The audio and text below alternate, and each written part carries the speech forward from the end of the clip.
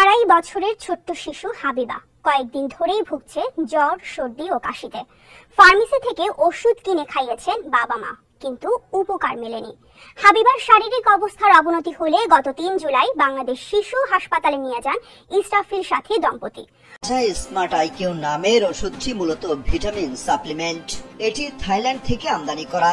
প্যাকেটের তথ্য অনুযায়ী ওষুধটিতে টুনা মাছের তেল ও মাল্টিভিটামিন উপাদান আছে। ওষুধটির দাম ১৫০০ থেকে ১৬০০ টাকা। অন্যদিকে দেশি কোম্পানি উৎপাদিত একই ধরনের ওষুধের দাম বাজারে মাত্র ৮০ থেকে ১০০ টাকা।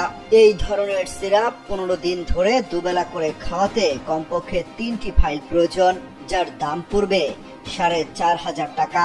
অথচ দেশি কোম্পানির ওষুধ কিনতে খরচ পড়বে মাত্র ৩০০ টাকা।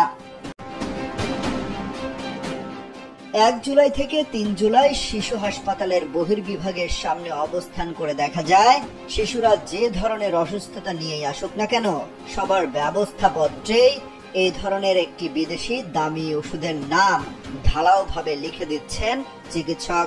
এছাড়া গ্রোথ বেবি নামের একটি বিদেশি ওষুধের নাম লিখছেন চিকিৎসক, যার দাম বাংলাদেশি মুদ্রায় প্রায় ১৪০০ টাকা।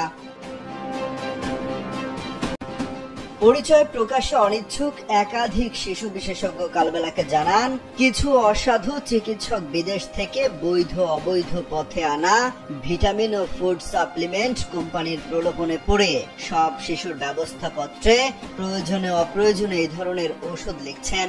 এটা লিখলে কোম্পানি থেকে তিনি ৫০০ টাকার মতো কমিশন পান। অর্থাৎ দিনে ৫০টি ব্যবস্থাপত্রে এসব ওষুধের নাম লিখলে এক চিকিৎসক দৈনিক গড়ে আয় করেন ২৫,০০০ টাকা। তারা আরো বলেন, স্মার্ট আইকিউ, গ্রোথ বেবি ও হেলথ জয় সহ আরো বেশ কিছু বিদেশি ওষুধ ব্যবস্থাপত্রে এখন বেশি লেখা হচ্ছে।